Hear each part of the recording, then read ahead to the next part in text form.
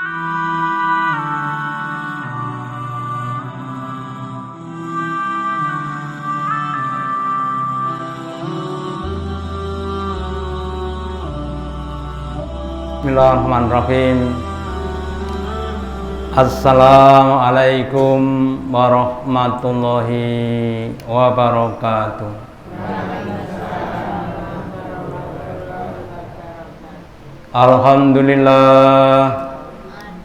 Alhamdulillahilladzi at'amana bi nikmatil imani wal islam.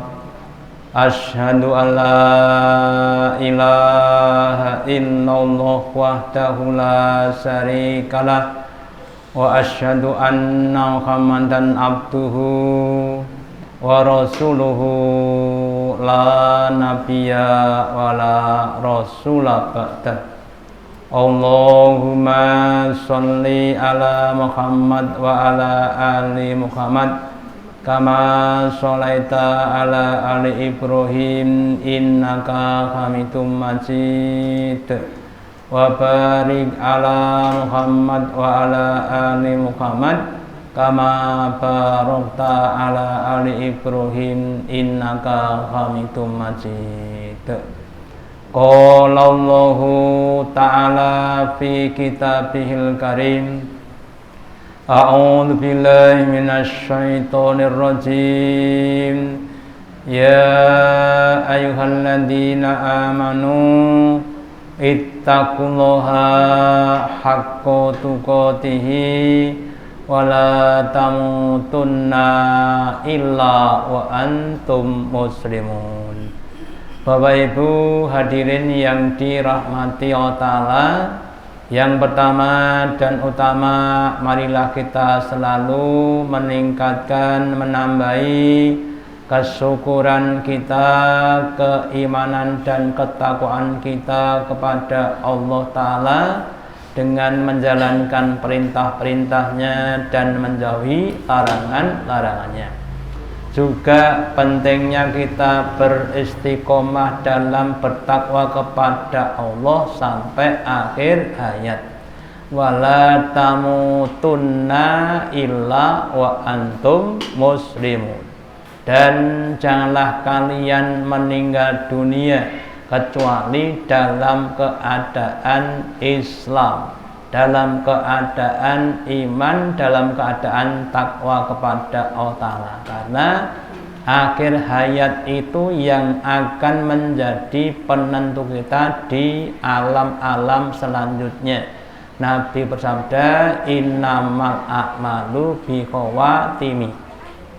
Sesungguhnya amal-amal itu tergantung pada tutupannya. Ada yang husnul khotimah, ada yang su'ul khotimah, dan semoga kita semuanya beserta dengan keluarga kita termasuk orang-orang yang husnul khotimah. Amin.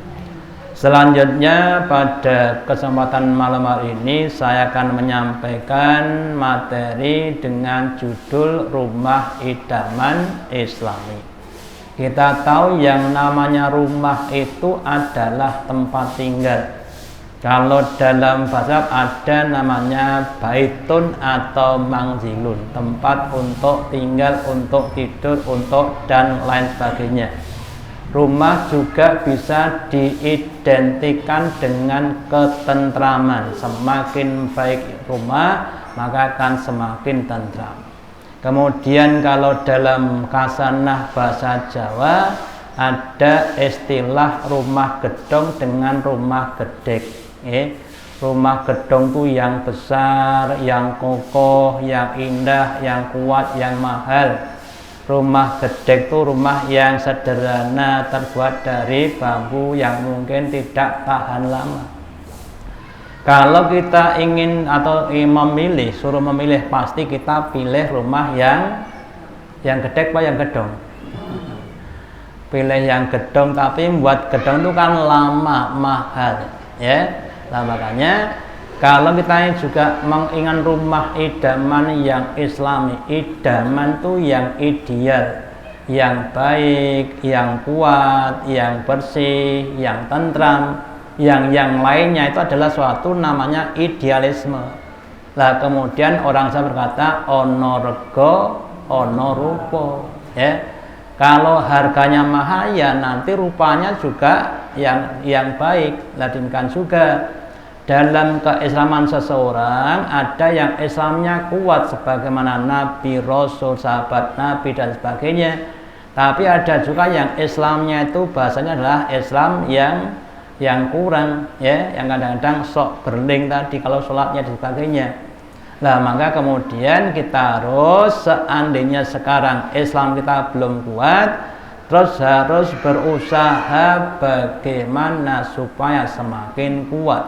Karena sekali lagi Islam itu nanti yang akan menjadikan makom kita di hadapan Allah.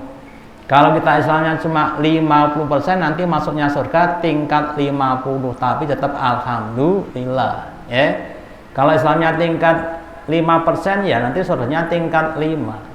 Kalau nggak pakai Islam nggak masuk surga, ya. Makanya kalau pengen yang lebih tinggi harus dibangun dengan lebih kokoh, lebih kuat. Tetapi sekali lagi semuanya itu perlu bayaran, perlu uang, namanya amal-amal kebaikan.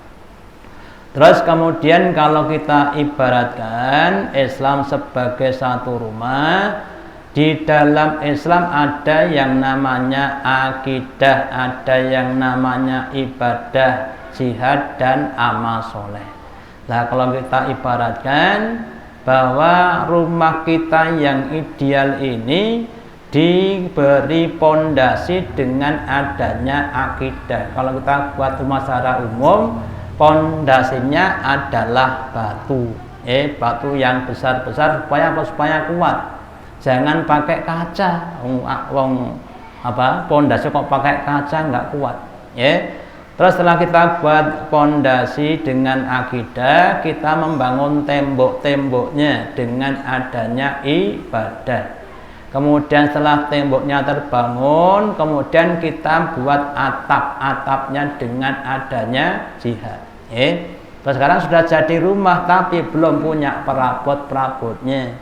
Lah perabotnya apa? Perabotnya namanya akhlakul karimah. Jadi akhlakul karimah itu bisa terwujud kalau kita sudah mempunyai rumah yang jadi.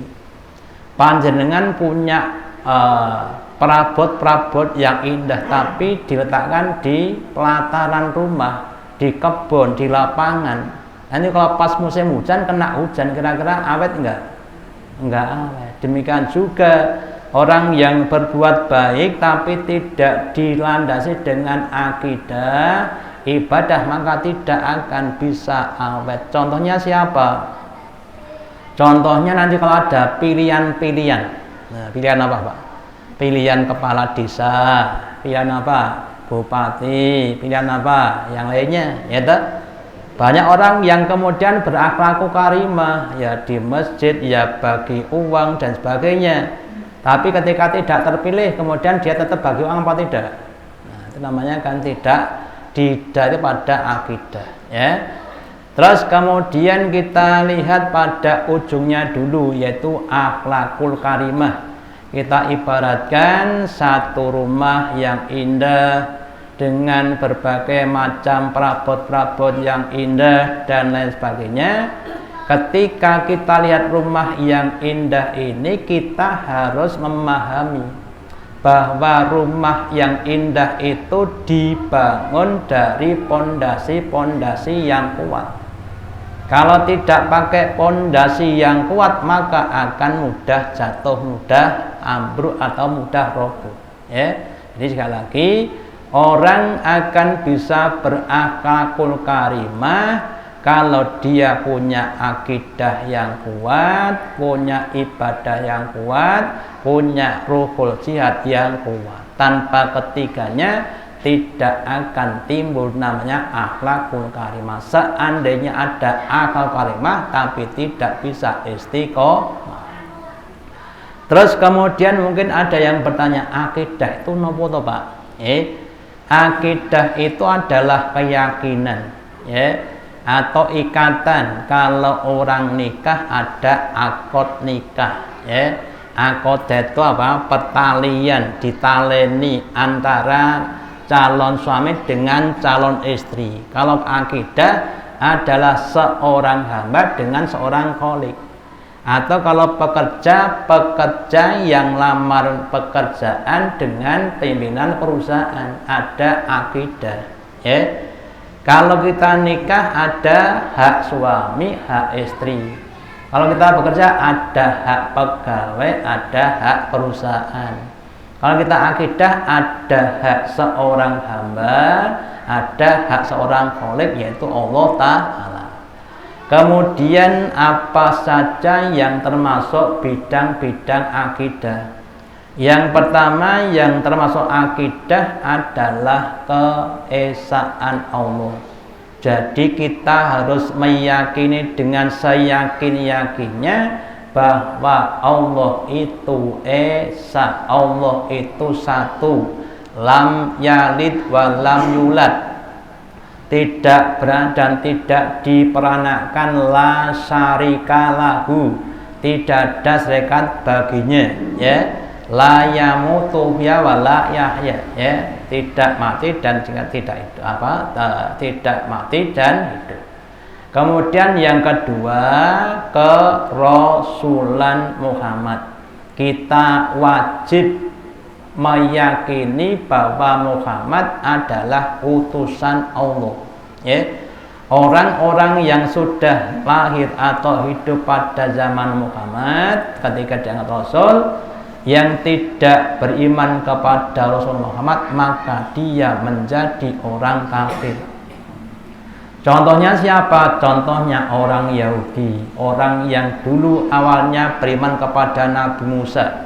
Kemudian dalam Taurat dijelaskan bahwa nanti ada Nabi akhir zaman yang ciri dan semuanya sudah dijelaskan di dalam Taurat. Kemudian mereka menunggu-nunggu, ya, nunggu-nunggu kedatangan Nabi terakhir. Tapi ketika datang Nabi terakhir, karena tidak diangkat dari kalangan mereka, terus timbul namanya hasad, dengki, tidak suka, terus mengkafiri.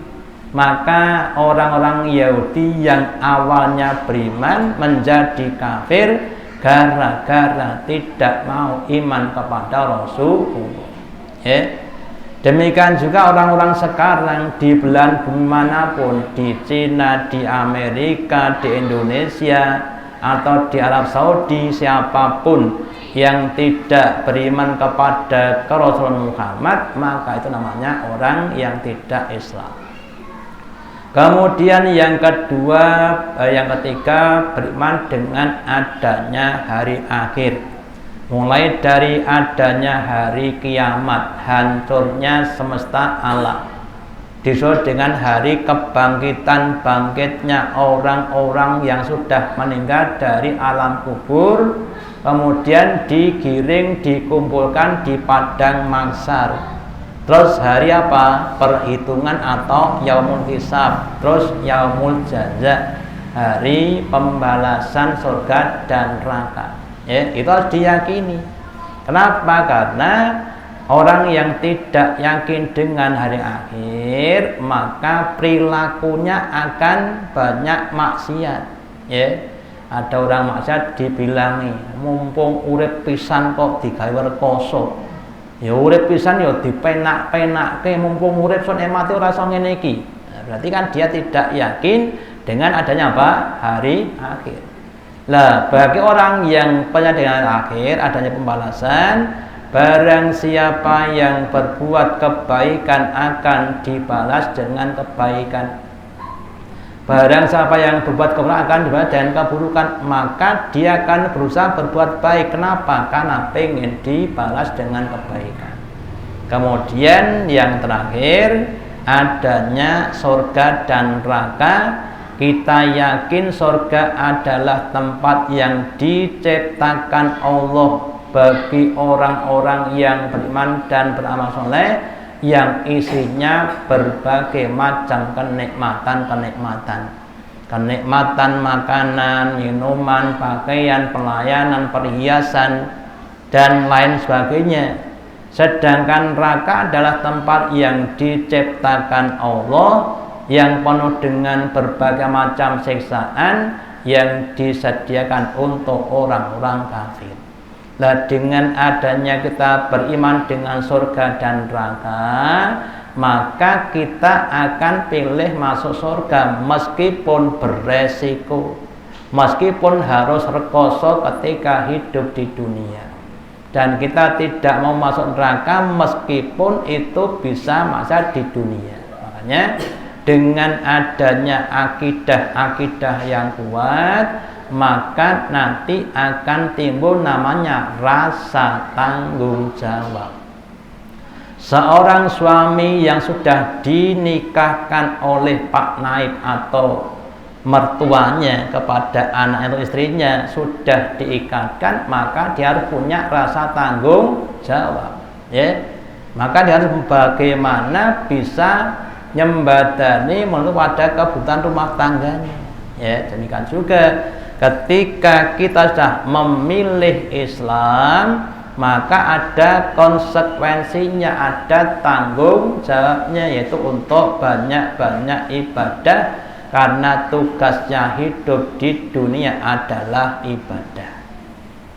Kemudian ibadah itu intinya adalah berbuat kepada Allah Ta'ala. Yang kemarin saya sampaikan, bisa ibadah-ibadah makhluk, ibadah yang ditentukan tanggalnya, waktunya, tempatnya, tata caranya, maupun yang ghairu makhluk yang tidak ditentukan waktunya, ya.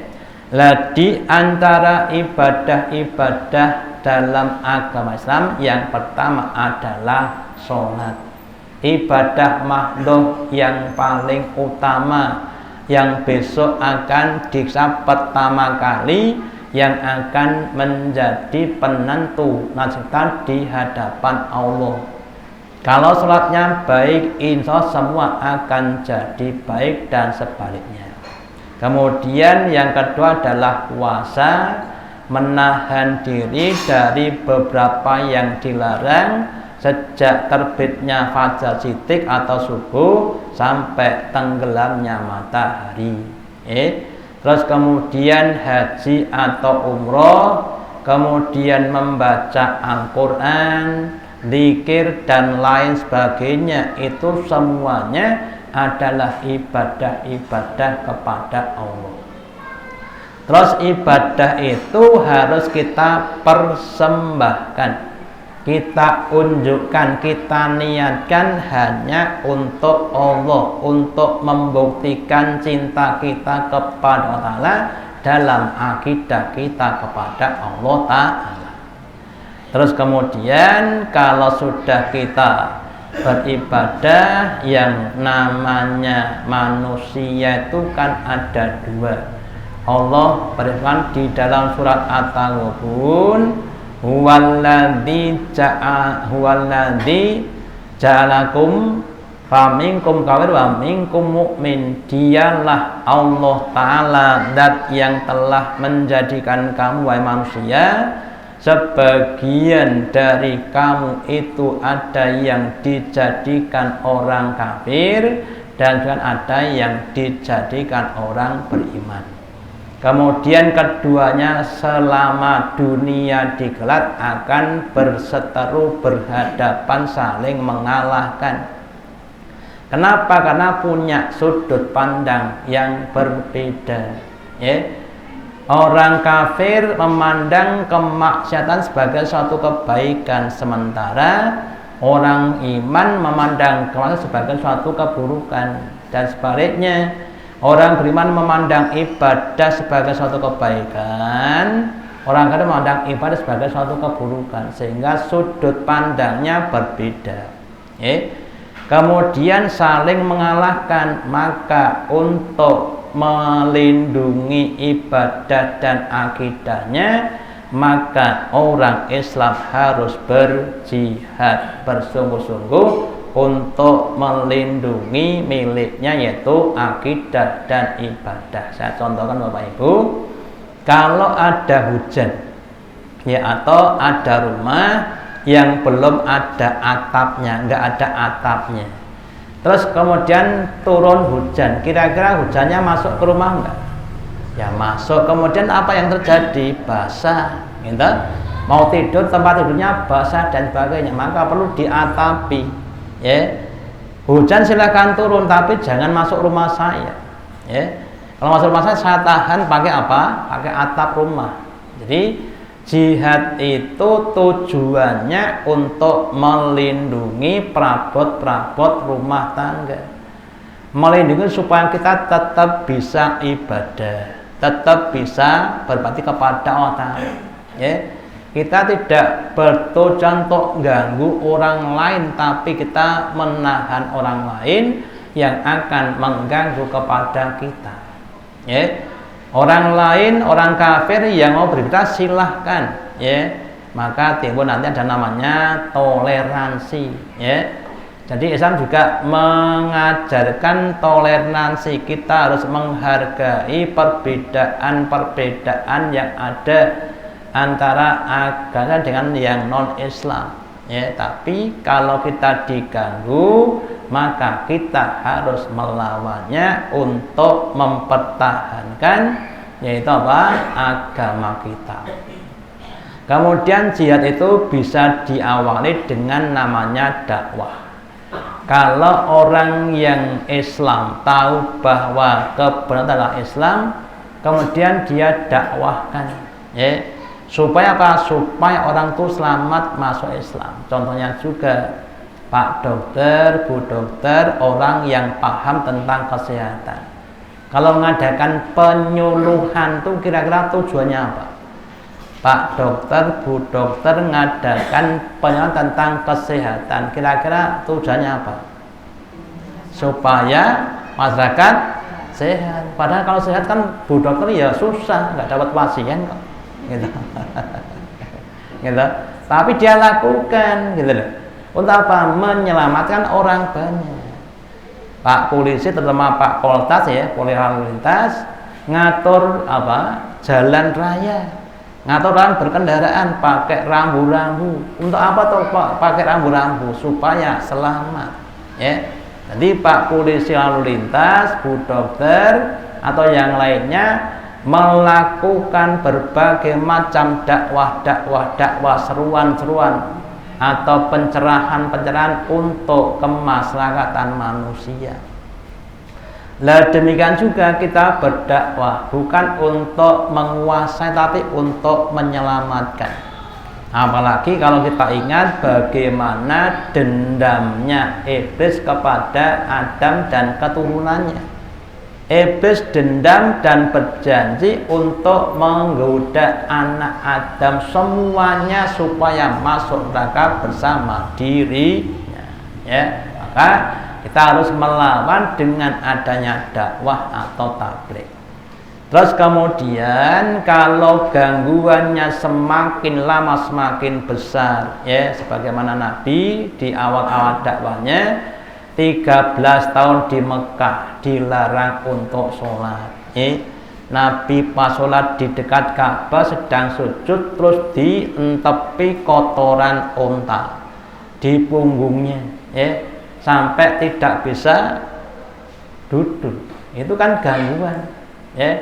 Sahabat Nabi yang masuk Islam kemudian disiksa sampai meninggal dunia dan sebagainya. Lah karena sudah diserang, maka terus kita dibolehkan untuk perang. Sekali lagi tujuannya untuk melindungi diri. Kalau kita lihat di setiap negara pasti punya tentara, kecuali beberapa negara yang tidak punya tentara. Tujuannya untuk apa? Tujuannya untuk melindungi diri dari serangan negara lain. Yang namanya binatang-binatang, ada lele punya namanya patil, jago punya yang namanya taji atau jalu atau yang lainnya, gajah punya yang namanya taring ataupun gading dan sebagainya. Itu tujuannya untuk melindungi diri dari berbagai macam bahaya yang mengancam pada dirinya. Jadi Islam juga begitu, perangnya Islam itu bukan untuk membinasakan orang, bukan untuk ngerayah, merebut, merampok hartanya orang, bukan, tapi untuk membela diri dari berbagai macam gangguan-gangguan yang mengganggu kepada orang Islam dalam menjalankan syariat atau aturan yang ada dalam Islam. Terus kemudian setelah jadi rumahnya, tadi saya sampaikan, kemudian kita baru beli perabot, rumahnya jadi, terus beli tempat tidur, beli kursi meja, beli kulkas, beli macam-macam untuk mengindahkan rumah dan memberikan berbagai macam manfaat yang lainnya. Sekali lagi, kalau nggak punya rumah, punyanya kebun, beli rumah, beli apa? Meja kursi ya nanti letaknya di kebun. Kalau pas ada debu, pas ada hujan ya kena hujan dan sebagainya, maka tidak akan awet. Jadi orang yang berakhlakul karimah, berbuat baik kepada orang lain yang tidak dilandasi dengan akidah, ibadah dan jihad, tidak akan bisa bertahan lama, tidak bisa akan beristiqomah. Terus kemudian setelah kita yakin kepada Allah, sudah sholat, kemudian berjihad, maka timbul berbagai macam akhlakul karimah. Contohnya apa? Contohnya berbakti kepada orang tua. Kalau orang yakin kepada Allah Ta'ala, kemudian Allah perintahkan, wahai hambaku, wabil walidaini ihsanan, dan kepada dua orang tua hendaklah kamu berbuat kebaikan. Maka dia berbuat kepada orang tua tujuannya untuk melaksanakan perintahnya Allah. Meskipun mungkin bapaknya, ibunya sejak kecil nggak pernah merumat, nggak pernah ngeragati, tapi tetap berbuat kepada orang tua, karena perintahnya Allah Ta'ala. Yang kedua, berbaik kepada orang lain, Kemudian kalau kita cermati, berbuat baik kepada orang lain juga karena perintahnya Allah, Karena dengan kita berbuat kepada orang lain, maka akan timbul namanya hubungan-hubungan yang positif. Meskipun orang lain tadi berbuat jelek kepada kita, tetap kita harus berbuat baik. Kenapa? Karena barang siapa yang beramal itu untuk dirinya sendiri. Si A berbuat baik kepada si B balas dengan perbuatan buruk, Terus yang tetap berbuat baik kepada si B meskipun dibalas dengan keburukan.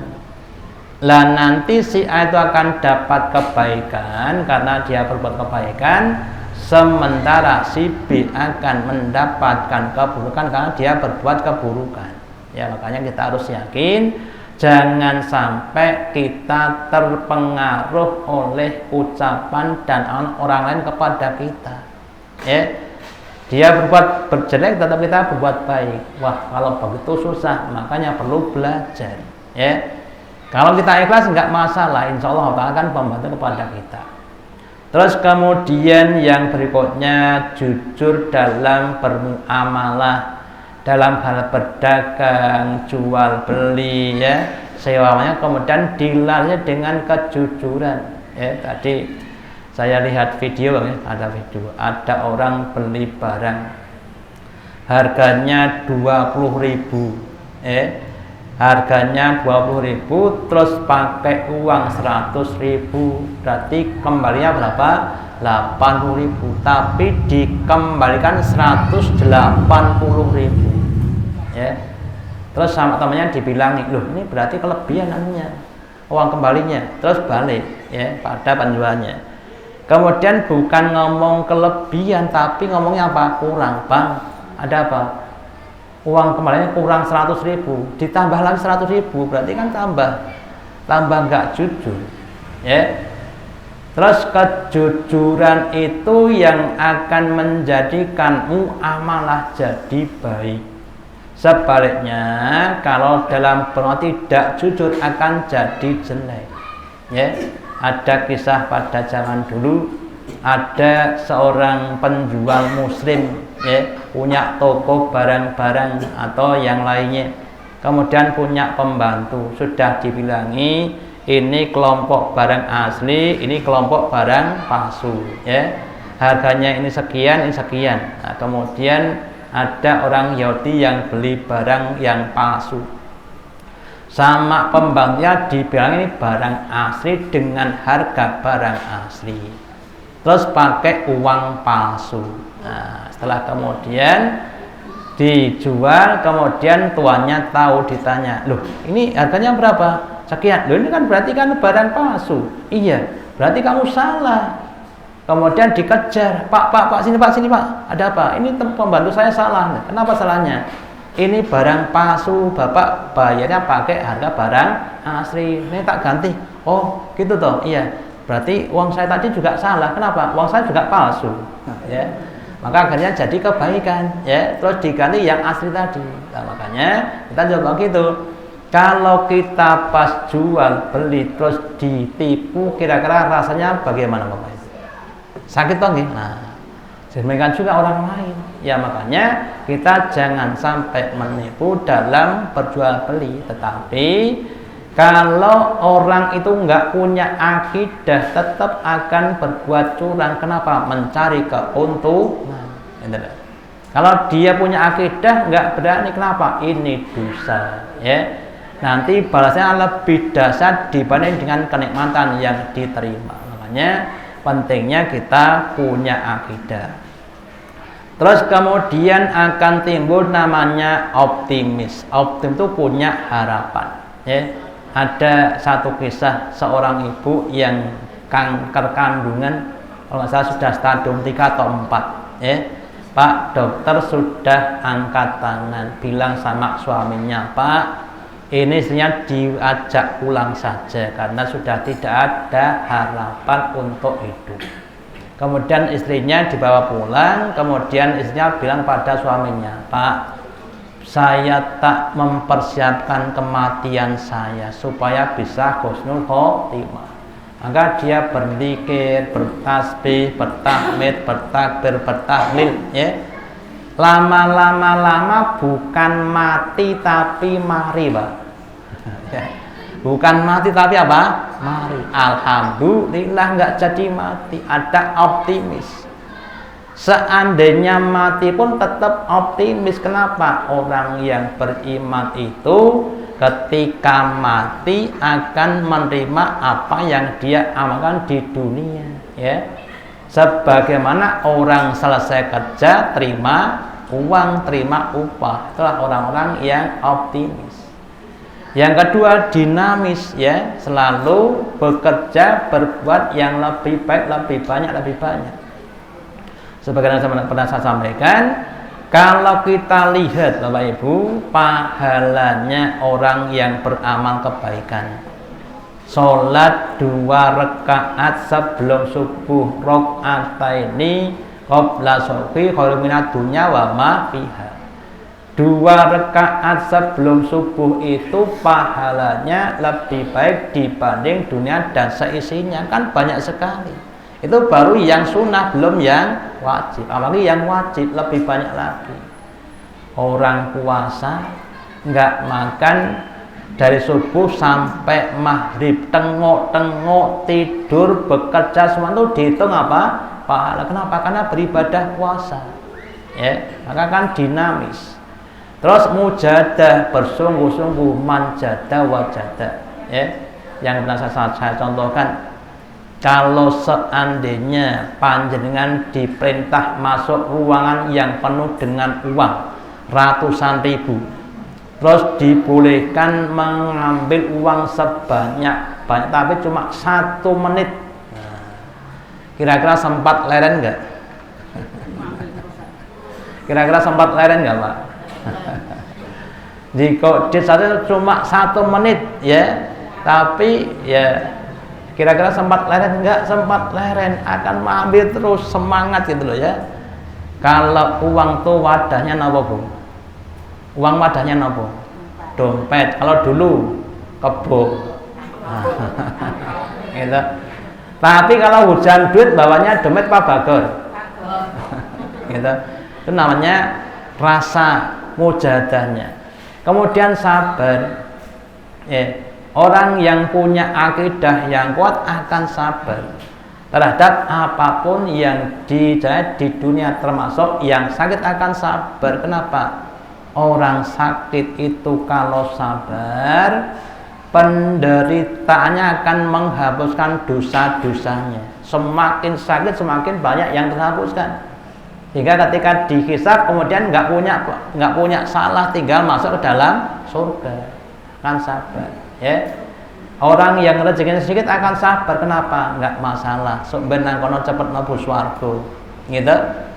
Orang miskin itu masuk surganya 500 tahun lebih awal dibanding orang kaya. Loh, pilih miskin apa sugih? Orang kaya itu karena hartanya sedikit, hisabnya cepat. Ada sahabat namanya Abu Dzar Al-Ghifari, ketika meninggal dunia cuma punya 2 barang, 1 baskom, 1 baju, ya. Bajunya untuk kafan, baskomnya diberikan orang. Pak, ada apa? Tak kasih baskom, mau kasih. Setelah itu kemudian mati, kafannya pakai bajunya. Jika ketika dia nanti dibangkitkan nggak punya apa-apa, ya. Pak, kamu dulu nggak punya apa-apa. Loh, masa nggak punya? Iya, nggak punya apa-apa ketika mati. Yaudah masuk surga sana. Oh, enak kan? Kalau hartanya banyak, mobilnya 15, truknya 50 dan sebagainya, kan lama. Ya, sabar, ya. Kalau yang kaya bagaimana? Yang kaya memang agak belakang tapi kan dapat yang lebih tinggi. Ya. Keri ning dhuwur kalih cepet sing ning cendhek pilih pundi? Mlebu swarga cepet ning cendhek kalih keri ning dhuwur pilih pundi?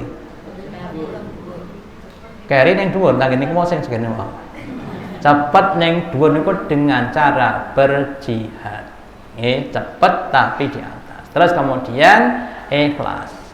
Kalau kita punya akidah ikhlas lillahi ta'ala. Saya contohkan, ada seorang Yahudi punya tetangga orang Islam. Orang itu punya rumah besar, ada pohon kurmanya, Pak. Terus pohon kurma ada yang tangkainya manglung di tempatnya orang Islam tadi. Kemudian pohonnya, buahnya jatuh 1 tok, Pak. Terus diambil oleh anaknya orang Islam tadi, dimakan. Orang itu kemudian apa? Tahu, ya, dikejar, sudah masuk mulut itu dirogoh di mulutnya. Ya. Terus bapaknya tahu, terus lapor Nabi, wahai Nabi, saya punya tetangga orang Yahudi sangat-sangat pelit sekali. Dia punya pohon kurma yang mangut ke tempat saya, terus jatuh, dimakan anak saya itu dirogoh sampai tutupnya. Kemudian Nabi datang orang Yahudi, wahai Yahudi, kenapa? Pohon kurma yang tadi tak ganti dengan pohon kurma di surga, mau enggak? Wah, enggak mau, saya maunya di sini. Karena dia tidak yakin dengan akhirat.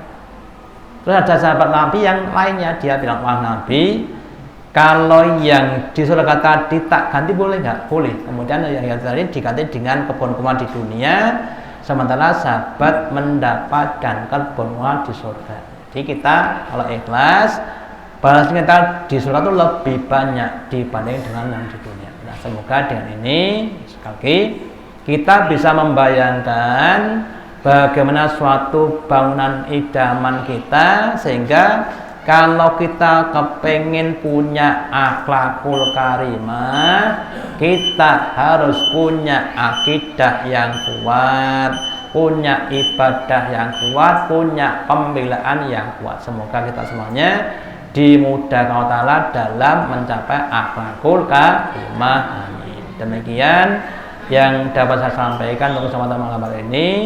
Semoga ada manfaatnya. Allahumma taqabbal minna innaka antas samiul alim wa tub alaina innaka antat tawwabur rahim. Kita akhiri dengan doa majelis. Subhanakallahumma bihamdika asyhadu alla ilaha illa anta astaghfiruka wa atubu ilaik. Wassalamualaikum warahmatullahi wabarakatuh.